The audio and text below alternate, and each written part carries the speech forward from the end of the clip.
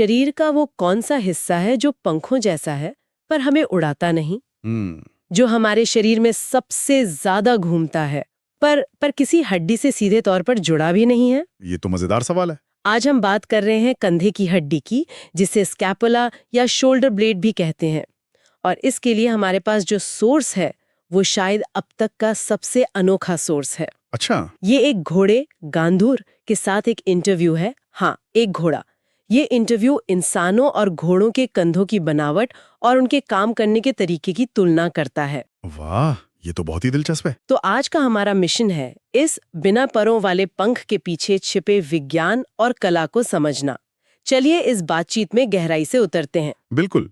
और ये तुलना अपने आप में बहुत आकर्षक है, क्योंकि ये दिखाती है कि विकास ने, मतलब इवोल्यूशन ने, एक ही बॉडी पार्ट को दो अलग अलग जानवरों में कितने अलग तरीके से इस्तेमाल किया है। इंसानों में ये हड्डी एक मजबूत ढांचे का, एक फ्रेमवर्क का हिस्सा है, जबकि घोड़ों में ये सचमुच में मांसपेशियों के एक झूले पर लटकी हुई है। एक झूले पर? हाँ, और ये सिर्फ हड्डियों की बनावट का फर्क नहीं है।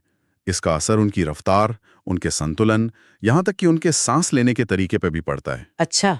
और यहीं पर डायनामिक सस्पेंशन का आइडिया आता है, जो घोड़ों में देखने को मिलता है और जो सच में कमाल का है। डायनामिक सस्पेंशन, ये सुनने में काफी कॉम्प्लिकेटेड लग रहा है ना? पर इसे आसान कर सकते हैं। चलिए करते हैं। तो इंसान और घोड़े के कंधे में सबसे बड़ा और बुनियादी फर्क क्या है? सोर्स के हिसाब से सारा खेल एक छोटी सी हड्डी का है, हंसली का। हाँ, हंसली, जिसे कॉलरबोन या क्लेविकल भी कहते हैं। हम इंसानों में ये होती है पर घोड़ों में नहीं। गांधूर इसे बहुत मजेदार तरीके से समझाता है। वो कहता है, तुम इंसानों में ये अकेली हड्डी है जो तुम्हारे हाथ को तुम्हारे शरीर से जोड़ती है। बिल्कुल, एक तरह का एंकर। हाँ, एंकर। और सिर्फ इस ए हड्डी के होने या ना होने से मतलब जमीन आसमान का फर्क आ जाता है। कैसे? इंसानों के लिए ये हंसली एक पैसिव स्टेबिलिटी देती है, मतलब एक बना बनाया ढांचा। इसे थोड़ा और आसान करेंगे? जरूर। यूं समझ लीजिए जैसे दीवार में लगी एक खूंटी है जिस पर आपने अपना कोट टांग दिया है। अब खूंटी को, कोट को पकड़ने के लिए कोई मेहनत नहीं करनी पड़ रही, वो बस वहां है। सही है। लेकिन इसी ढांचे का एक नुकसान भी है।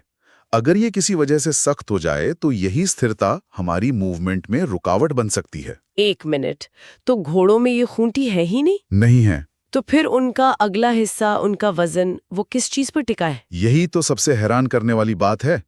घोड़ों में हंसली ना होने का मतलब है कि उनका पूरा अगला हिस्सा और उसका वजन सिर्फ मांसपेशियों के एक झूले पर लटका हुआ है। सिर्फ मांसपेशियों पर? हाँ, इसे ही डायनामिक सस्पेंशन कहते हैं। ये किसी खंभों पर टिके पुल जैसा नहीं, बल्कि किसी सस्पेंशन ब्रिज जैसा है, जिसे मजबूत तारों ने हवा में थाम रखा है। अच्छा। इसका मतलब ये हुआ कि उनकी स्थिरता के लिए मांसपेशियों का लगातार मजबूत और एक्टिव रहना बेहद जरूरी है। अगर उन मांसपेशियों में जरा भी कमजोरी आई या तालमेल बिगड़ा तो उनकी पूरी चाल पर, उनकी पूरी मूवमेंट पर असर पड़ता है। वाह, ये सुनने में तो बहुत नाजुक सिस्टम लगता है। नाजुक नहीं, बल्कि बहुत ज्यादा कुशल। अच्छा। ये सिस्टम उन्हें दौड़ते समय जमीन से लगने वाले झटकों को सोखने में मदद करता है, एक बेहतरीन शॉक एब्जॉर्बर की तरह। लेकिन हाँ, इसके लिए उनकी मांसपेशियों का बहुत अच्छी तरह से ट्रेंड होना जरूरी है। अगर कंडीशनिंग ठीक नहीं है तो बिल्कुल खतरा रहता है। तो यहीं पर बात और दिलचस्प हो जाती है। सवाल ये उठता है कि कोई बिना सख्त हुए स्थिर कैसे रह सकता है? और बिना ढीला ढाला हुए फुर्तीला कैसे रह सकता है? हाँ, ये तो एक पहेली जैसा लगता है। यहाँ पर गांधूर एक बहुत मजेदार बात कहता है। वो कहता है, तुम इंसान स्थिरता को जाम हो जाने से जोड़ते हो, जैसे कोई मूर्ति। सही है। मेरे लिए स्थिरता का मतलब है बिना गिरे रफ्तार से दौड़ पाना। ये सोच का कितना बड़ा फर्क है। उसके हिसाब से कंधे की हड्डी को पसलियों के ऊपर आराम से फिसलना चाहिए, न तो वो अटक जाए और न ही इतनी बाहर निकल आए कि पंख जैसी दिखे। और इसी संतुलन को समझने के लिए दो तरह की हरकतों को जानना जरूरी है, जिनका जिक्र सोर्स में भी है। पहली है प्रोट्रैक्शन। प्रोट्रैक्शन यानी कंधे की हड्डी को रीढ़ की हड्डी से दूर ले जाना। सोचिए, जैसे आप किसी भारी दरवाजे को धकेल रही हैं, तो आपके शोल्डर ब्लेड्स एक दूसरे से दूर जाते हैं। ठीक है। और दूसरी है रिट्रैक्शन, यानी उन्हें रीढ़ के पास लाना, जैसे जिम में रोइंग मशीन चला रहे हों या किसी चीज को अपनी ओर खींच रहे हों। समझ गए। सोर्स कहता है कि यही आजाद कंधे की भाषा है। कावट के कर पाए। बिल्कुल। और ये एक जरूरी सवाल खड़ा करता है कि आखिर ये इतना बारीक कंट्रोल ये आता कहां से? मांसपेशियों से। हाँ, इसका जवाब किसी हड्डी या जोड़ में नहीं है, बल्कि उन मांसपेशियों में है जो इस पूरे सिस्टम को एक ऑर्केस्ट्रा की तरह चलाती हैं। तो अगर ये पूरा सिस्टम हड्डियों पर नहीं बल्कि मांसपेशियों पर टिका है, तो फिर वो कौन सी खास मांसपेशियां हैं जो इतना बड़ा वजन संभालती हैं? हाँ, सोर्स में कुछ खास मसल्स का जिक्र है, जैसे इंसानों में एक है सेरेटस एंटीरियर। Serratus anterior. ये पंखों की तरह हमारी पसलियों से निकलकर कंधे की हड्डी के नीचे तक जाती है और उसे आगे धकेलने, मतलब प्रोट्रैक्शन में मदद करती है। अच्छा। फिर एक बड़ी हीरे के आकार की मांसपेशी है, जिसे ट्रेपेजियस कहते हैं, जो हमारे कंधों को ऊपर नीचे करने और सिकुड़ने का काम करती है। इनके अलावा रोम्बॉइड्स जैसी और भी मसल्स हैं। ये सब मिलकर एक टीम की तरह काम करती हैं। और घोड़ों में क्या उनमें भी यही मांसपेशियां होती हैं? उनमें भी इसी तरह की मांसपेशियां होती हैं, लेकिन उनके काम के हिसाब से वो और भी ज्यादा मजबूत और स्पेशलाइज्ड होती हैं। जैसे सोर्स बताता है कि उनमें सेरेटिस थोरासिक नाम की मांसपेशी एक स्लिंग यानी झूले की तरह काम करती है, जो सचमुच उनके पूरे धड़ को थामे रहती है। वाह। और यहाँ ऑर्केस्ट्रा वाला उदाहरण एकदम फिट बैठता है। हर मांसपेशी को पता होता है कि उसे कब कसना है और कब ढीला छोड़ना है। ये सिर्फ ताकत का खेल नहीं है, ये तालमेल, टाइमिंग और कोऑर्डिनेशन का है। ऑर्केस्ट्रा का उदाहरण अच्छा है, पर क्या होता है जब ऑर्केस्ट्रा का कोई एक संगीतकार, मतलब कोई एक मांसपेशी कमजोर पड़ जाए या अपना काम ठीक से ना करे? बहुत अच्छा सवाल है। क्या बाकी की मांसपेशियां उसका काम संभाल लेती हैं या पूरा संतुलन बिगड़ जाता है? देखिए, कुछ हद तक दूसरी मांसपेशियां मदद करने की कोशिश करती हैं, जिसे कंपनसेशन कहते हैं। लेकिन वो मांसपेशियां उस खास काम के लिए बनी नहीं हैं, तो वो जल्दी थक जाती हैं या उन पर गलत दबाव पड़ता है। अच्छा। लंबे समय में इससे पूरा संगीत यानी पूरी मूवमेंट का पैटर्न ही बिगड़ जाता है और यहीं से दर्द, जकड़न और चोट लगने की शुरुआत होती है। मतलब इंसानों में अगर एक मांसपेशी थक जाए तो हमारा ढांचा, हमारी हड्डियां हमें काफी हद तक संभाले रखती हैं। बिल्कुल, घोड़ों के पास वो लग्जरी नहीं है। उनके लिए तो ये तालमेल ही सब कुछ है। ठीक है, ये सब सुनने में तो बहुत दिलचस्प है, पर आम इंसान के लिए इसका क्या मतलब है? मान लीजिए किसी को अपने कंधे के इस ऑर्केस्ट्रा को बेहतर तरीके से चलाना सीखना है, तो वो क्या कर सकता है? इसके लिए सोर्स में STOT पिलाटीज मेथड के कुछ बहुत सीधे और असरदार व्यायाम बताए गए हैं। अच्छा। ये व्यायाम इसी जागरूकता और कंट्रोल को बढ़ाने पर ध्यान देते हैं। जैसे कि पहला है कंधों को न्यूट्रल रखना। ये सुनने में तो बहुत आसान लगता है, पर इसका असल में मतलब क्या है? मैं अभी अपने कंधों के बारे में सोच रही हूँ और मुझे पता ही नहीं कि न्यूट्रल क्या होता है। यही तो पहला कदम है। न्यूट्रल का मतलब है वो स्थिति जहां आपके कंधे न तो आगे की ओर झुके हों और न ही जबरदस्ती पीछे खींचे गए हों। वो कान से दूर और आराम की स्थिति में हो। हम में से ज्यादातर लोग या तो कंप्यूटर पर काम करते हुए कंधों को आगे झुकाकर रखते हैं या तनाव में उन्हें कानों तक सिकोड़कर। न्यूट्रल पोजीशन को ढूंढना और उसे बनाए रखना ही हर अच्छी मूवमेंट का आधार है। ठीक है, न्यूट्रल पोजीशन मिल गई। अब आगे क्या? एक बार ये आधार बन जाए तो फिर आप कंधे की भाषा की प्रैक्टिस कर सकते हैं। दूसरा व्यायाम है प्रोट्रैक्शन और रिट्रैक्शन। ओके। आप पीठ के बल लेटकर या बैठकर अपनी बाहों को सीधा सामने छत की ओर उठाएं। अब बिना कोहनी मोड़े सिर्फ अपने कंधों की हड्डियों को एक दूसरे से दूर ले जाएं। ये हुआ प्रोट्रैक्शन। हाँ, और फिर उन्हें एक दूसरे के पास लाएं। ये हुआ रिट्रैक्शन। यहाँ सबसे आम गलती लोग ये करते हैं कि वो अपनी कोहनियां मोड़ लेते हैं या कंधों को सिकोड़ लेते हैं। बिल्कुल, मकसद सिर्फ कंधे की हड्डी को हिलाना है। समझ गई। और तीसरा व्यायाम है एलिवेशन और डिप्रेशन, यानी कंधों को कानों की तरफ ऊपर उठाना और फिर आराम से नीचे लाना।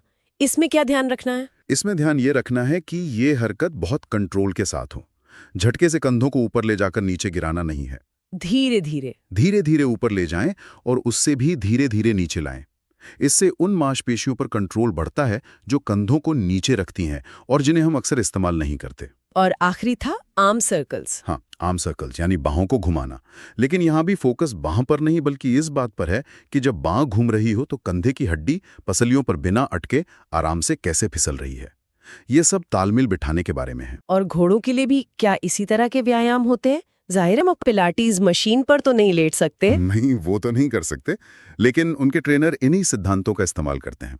जैसे लॉन्च पर काम करना, जहां घोड़े को एक गोले में अलग अलग रफ्तार में दौड़ाया जाता है। अच्छा, जैसे ट्रॉट से कैंटर में? हाँ, जब वो अचानक अपनी चाल बदलता है तो उसके कंधे की मांसपेशियों को तुरंत तालमेल बिठाना पड़ता है। या फिर जमीन पर रखी बार्स के ऊपर से चलाना, जिससे उनके कदमों और कंधों का कोऑर्डिनेशन बेहतर होता है। और एक क्लासिक ड्रेसाज व्यायाम है एपॉल ऑन देना, यानी कंधे को अंदर की ओर मोड़ना। इन सब का लक्ष्य एक ही है, मांसपेशियों का सही इस्तेमाल करना और अपने शरीर की स्थिति के प्रति जागरूकता बढ़ाना। सोर्स में एक और बहुत जरूरी बात पर जोर दिया गया है जिसे हम शायद अक्सर नजरअंदाज कर देते हैं, सांस। ये बहुत ही जरूरी पॉइंट है। गांधूर कहता है कि व्यायाम के बीच सांस लेने के लिए रुकना जरूरी है ताकि शरीर में सख्ती ना आए। ये बात इंसानों और घोड़ों दोनों पर लागू होती है। बिल्कुल, सांस और मूवमेंट का बहुत गहरा रिश्ता है। जब हम तनाव में होते हैं या कोई मुश्किल काम करते हैं तो हमारी पहली प्रतिक्रिया होती है अपनी सांस रोक लेना। हाँ, ये तो होता है। सांस रोकने से मांसपेशियां तुरंत सख्त हो जाती हैं और कंधे की हड्डी का वो आजाद मूवमेंट रुक जाता है। इसीलिए पिलेट्स जैसी तकनीकों में हर हरकत को सांस के साथ जोड़ा जाता है। सांस न सिर्फ मांसपेशियों को ऑक्सीजन देती है बल्कि उन्हें गैर जरूरी तनाव से भी बचाती है। अच्छा, तो क्या ये सब सिर्फ कंधे की ही बात है या शरीर के दूसरे हिस्से भी इसमें शामिल हैं, जैसे हमारी पीठ? बिल्कुल शामिल है। सोर्स ये साफ करता है कि आप कंधे को शरीर के बाकी हिस्सों से अलग करके नहीं देख सकते।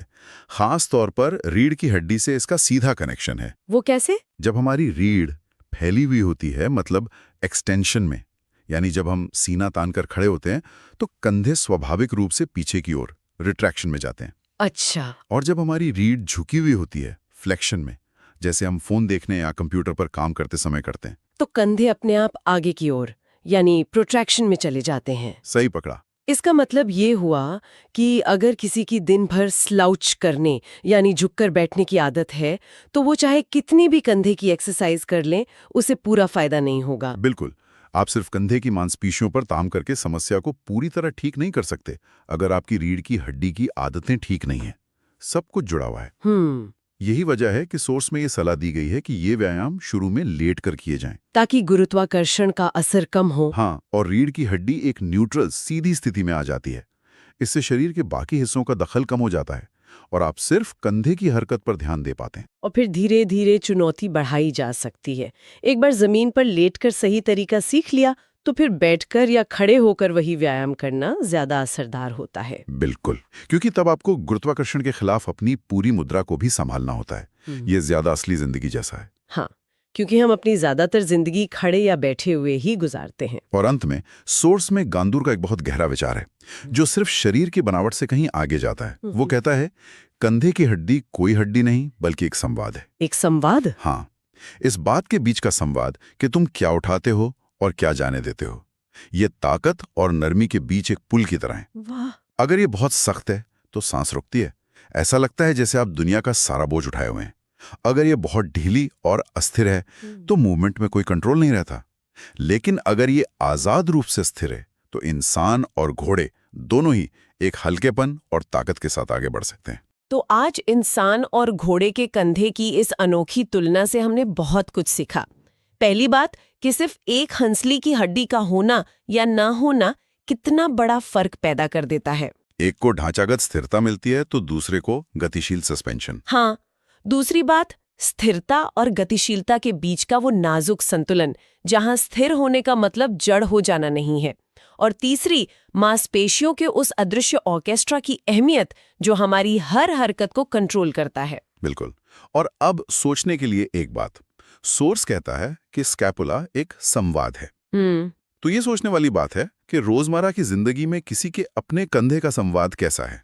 जब कोई डेस्क पर काम कर रहा है, कोई भारी सामान उठा रहा है या बस एक गहरी सांस ले रहा है, तो क्या ये संवाद तनाव का है, बोझ का है या आजादी और हल्केपन का है? ये जानने की कोशिश करना कि किसी के अपने कंधे क्या कह रहे हैं, शायद अपनी सेहत और मूवमेंट को बेहतर ढंग से समझने की दिशा में पहला कदम हो सकता है।